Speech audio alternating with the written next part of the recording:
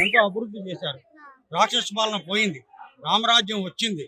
చంద్రబాబు నాయుడు గారికి మంచి ఎక్స్పీరియన్స్ ఉంది. ఏది పరిపాలన ఎలా చేయాలి ఏమిటి అని చెప్పి ఉంది.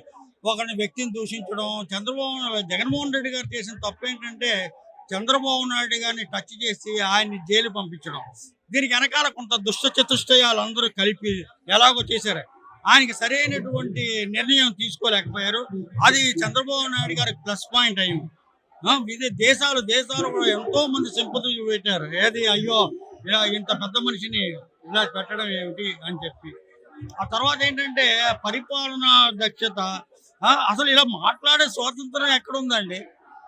ఎవరైనా ఏదైనా మాట్లాడితే గవర్నమెంట్ గురించి నువ్వు తప్పు చేసావు అని మాట్లాడితే చాలు వెంటనే వాళ్ళ మీద ఏదో కేసు పెట్టడం, వాళ్ళు జైల్లో పెట్టించడం.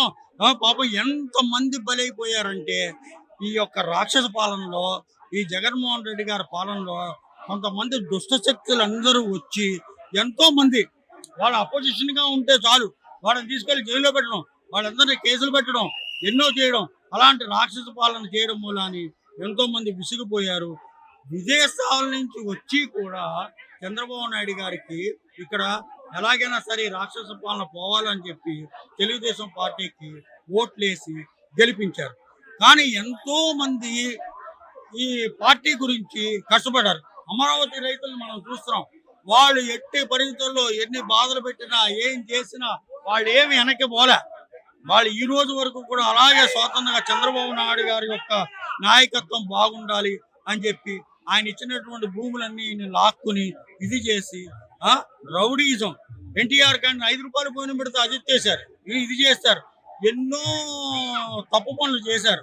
ఇప్పుడు ఇవన్నీ సరిదిద్దుకుంటూ మళ్ళీ చంద్రబాబు నాయుడు గారు మంచి పరిపాలన సాగించుకుంటూ వాడు చేసిన తప్పులన్నీ కూడా ఇది చేసుకుంటూ. కానీ చంద్రబాబు నాయుడు గారికి ఏమీ కక్ష సాధింపు చర్యలు ఏమీ లేవు. ఏది మళ్ళీ ఏదో జగన్మోహన్ రెడ్డిని జైల్లో పెట్టించాలని వాళ్ళు ఏం చేశారని పెద్ద మనిషి. ఆయనకి చాలా తెలివైన వాడు, మంచి నీతి కోవియుడైన. కాబట్టి ఏంటంటే మళ్ళీ తప్పకుండా రామరాజ్యం వస్తుంది, మళ్ళీ నిరుద్యోగ సమస్య తీరుతుంది, ఎంతో మందికి కొన్ని ఉపయోగాలన్నీ కలుగుతూ ఉంటాయి. ఈ పోలీసు వాళ్ళు కూడా ఓవర్ యాక్షన్ చేసి ఎంతో మంది జగన్మోహన్ రెడ్డికి సహకరించి ప్రజల్ని చాలా వేధించారు. ఏంటంటే వాళ్ళు ఉద్యోగం చేసే ముందు ప్రమాణం చేసి నేను నీతి నిజాయితీగా ఉంటాను, ఎటువంటి అవినీతి పని చెయ్యను, నేను ఎంతో స్వతంత్రంగా ఉంటానని చెప్పి చేసేవన్నీ అవినీతి పనులు. దానికి ఇప్పుడు ఏ గవర్నమెంట్ వచ్చినా పోలీసు వాళ్ళు వాళ్ళకి సహకరించడం కామన్ అనుకోండి, కాదని లేదు. దాంట్లో కొద్దిగా నీతి నిజాయితీ కూడా ఉండాలి.